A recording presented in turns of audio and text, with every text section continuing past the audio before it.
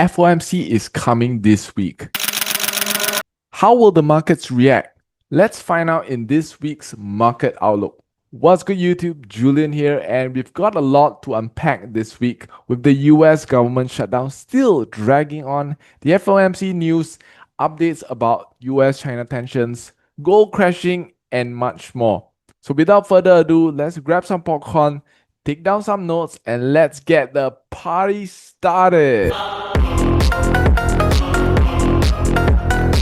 Now, if you like videos like this, I'm going to give you 5 seconds. Help me out by clicking subscribe and also commenting more so that I can produce more videos like this for you guys. 5, 4, 3, 2, 1. Without further ado, let's get back into the video. So no kidding, the US government shutdown is still ongoing and we are currently at 25 days as I'm recording this. Fun fact, US President Donald Trump has now overseen 2 of the longest government shutdowns in US modern history, with the longest occurring in 2018 during Mr. Trump's first term that went on for about 34 days. The Democrats and the Republicans are still pointing fingers at each other, not wanting to give in to each other's demands over funding federal agencies for the current fiscal year.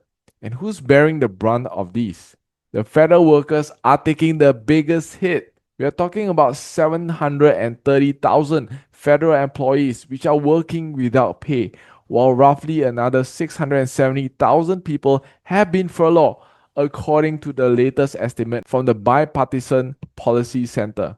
Many of them have missed their first full paychecks on Friday, while many others will feel the loss early next week. Man, US, you need to get your together. These are real families with bills to pay here. Guys, don't you see that even though you think that you're working as a civil servant, you think that your jobs are safe? Think again. Because even if you're working for an MNC, you are also not safe. Here are some MNCs that have been laying off workers this year alone.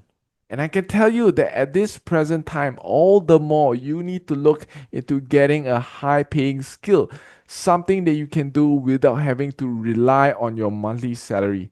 And if you're thinking about picking up trading, feel free to watch some of the videos on my YouTube channel in order to get started. I've also got a video that you can click somewhere in the top right corner that shows you the strategy I use to get $1,000 days. So over the weekend, top US and Chinese officials met in Kuala Lumpur, Malaysia during the ASEAN summit, and both sides have described the talks as being very constructive.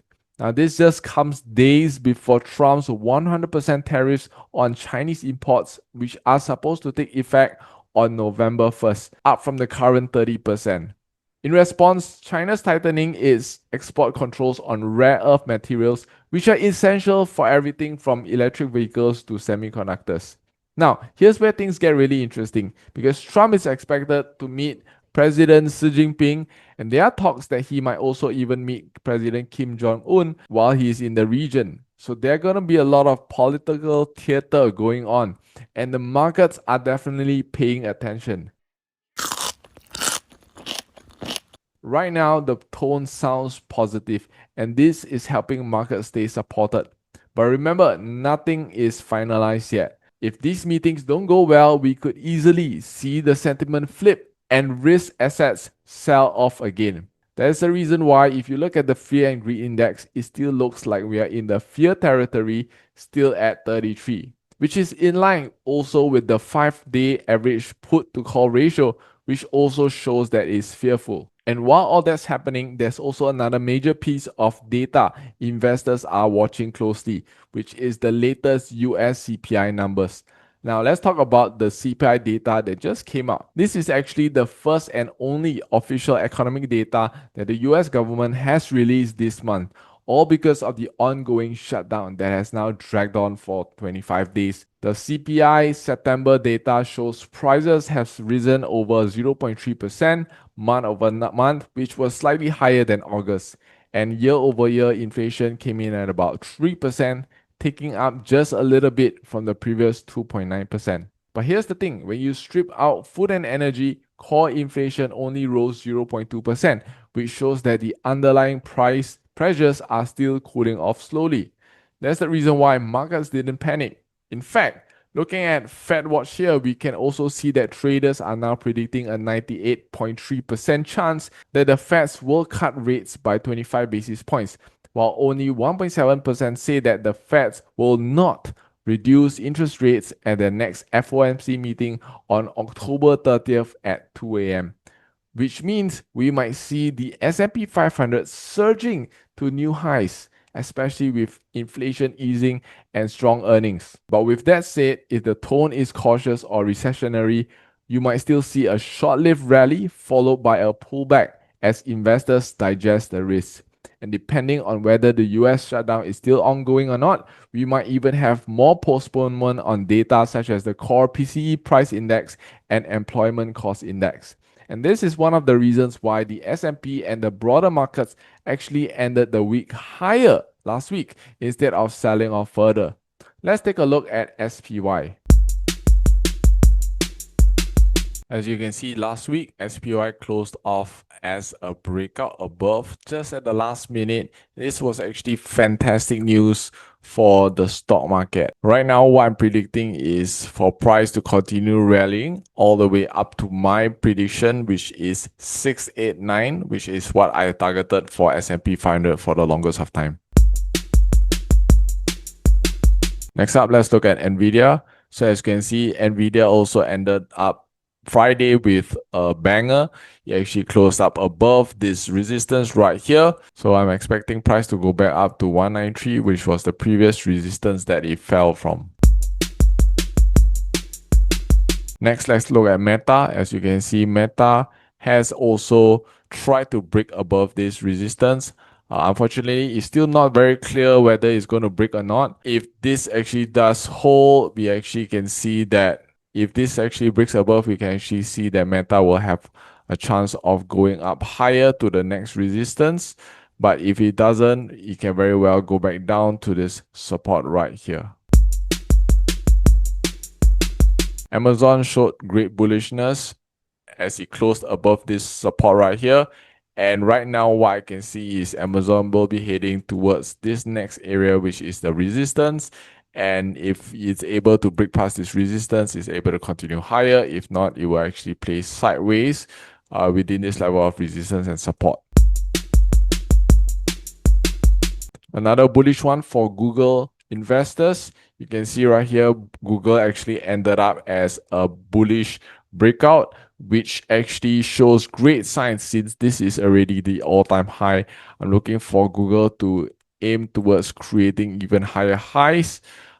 As of right now, I have not made a prediction on where Google is going to go just yet, but stay tuned for the next video because I will be talking more in depth about it. Looking at Microsoft, you can see that it's trying to push its way back to the resistance. Let's see if it's able to maintain this buying pressure.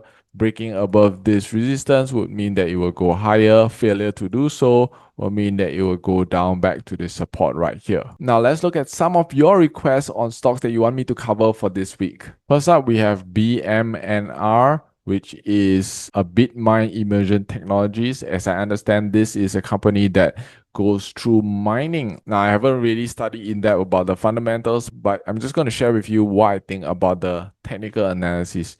Right here, this stock actually did have a really great push up above during earnings, and right after that it plunged down and now playing sideways. From a technical perspective point of view, this is actually creating what I call as a wedge. So right now it's kind of playing in a sideways position until this area gets broken out. And if it actually creates a bullish breakout, it will actually go up higher, but it can also create a bearish breakout, which means that it will actually go down. So for those of you who are holding BMNR, this is what you want to pay attention to. Look at where the breakout is happening so that you know what will happen to BMNR. Next, let's look at Coin and also CrowdStrike, which is a request from Ruth K. So let's start out with CrowdStrike first. As you can see, CrowdStrike did try to break above this area right here, this resistance. However, it doesn't show that it's very strong. But a breakout is still a breakout. So hopefully this breakout remains strong and it will be able to head over to the next area. For my immediate take profit for CrowdStrike, I'm predicting it to head towards 548. That is my prediction. However, if it fails to break above, maintain its bullish pressure to break above, I can see very well it will actually go back down to the support right here. Now let's look at Coinbase, and this is something that I've covered before. We can see that right here last week ended up as a very strong bullish pressure, closing above this support, and this is actually very good sign for Coinbase because it seems like it will actually head up to the next level of resistance right here, and once it reaches this resistance, it will decide on whether to continue its pressure up, or if it respects this resistance, it will head back down. Now, since we are talking about crypto right here, I would say the crypto space in general has been showing positive growth in these recent days. BNB, or also known as the Binance coin, saw a rise of 3.3% in price with a spike of 35% volume after US President Donald Trump pardoned CZ, who is a co-founder or the former CEO of Binance. And this completely shook the crypto world by surprise, because if you remember, CZ was serving a 4-month sentence for violating US anti-money laundering laws, and Binance has been under heavy scrutiny for many years. Not only that, JP Morgan has recently announced that they now accept Bitcoin and Ethereum as collateral for loans. And this is one hell of a strong move from a major US bank towards integrating digital assets into its credit infrastructure. And this is absolutely great news for crypto investors, as this suggests that major institutions are now not only serious about acquiring crypto, but are also exploring different ways to utilize it. Now, last but not least, let's move on to gold. As you know, gold has been in a massive crash last week, and gold ended up the week being bearish. Now, I'm not sure whether you're surprised, but this is something that I've talked about in my previous video, and if you have watched it, you will be well prepared of the recent dip. Having said that, this is what I'm looking at for gold for this week. As you can see in the daily time frame, gold still looks like it's creating higher lows and higher highs. It has yet to break this area right here, which was a strong area that I mentioned last week in my video. I said that this would be a very good area for you to buy gold. Right now, if this area breaks, I can say that the daily would be bearish, and we can expect gold to continue its way down further. However, if this area does not break and gold still holds this support strongly, it will have a chance to go up higher. Now, looking at the 4-hour chart, we can actually see that this area right here is very crucial. This area being the last resistance.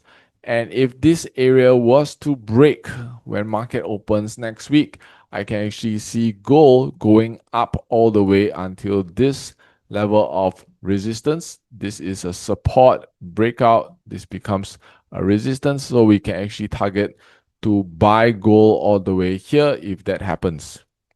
Now, once gold reaches this area here, it will definitely reject from this area. But if it does not reject and continues its movement higher, we can actually see that gold will want to reach to this next level of resistance, which is right around here. This is the final resistance for gold. If it wants to go up higher, meeting another all-time high, it has to break past this level first before it can go up higher. So this is the game plan for next week. I'm just looking to see if this area is able to be broken. If it does, I will actually look for buys all the way until this area. But if it doesn't break past this area right here, I will say that gold has a potential of going back down to at least this support right here. And if it breaks this support, we can see that it continues its way down back until this level of support again. If it doesn't break this level of support, it will actually go up right here again. So there you go, guys. This wraps up our breakdown of the market for this week. And if you found that this video was helpful, Please help me out by smashing the like button so that more traders can see this video, and subscribe if you haven't already, because I drop new market updates and trading insights every single week. Also, comment down below with the stock ticker symbol that you want me to analyze in the next video, because I will be picking one from the comments, breaking it down in detail, just like what I did just now. And if you missed my previous video where I shared why exactly gold's recent crash was no surprise, go and check that out somewhere around here. It will actually give you the full picture of what's happening behind these market moves. With that said, this is Julian signing off. I'll see you in the next video. Bye bye.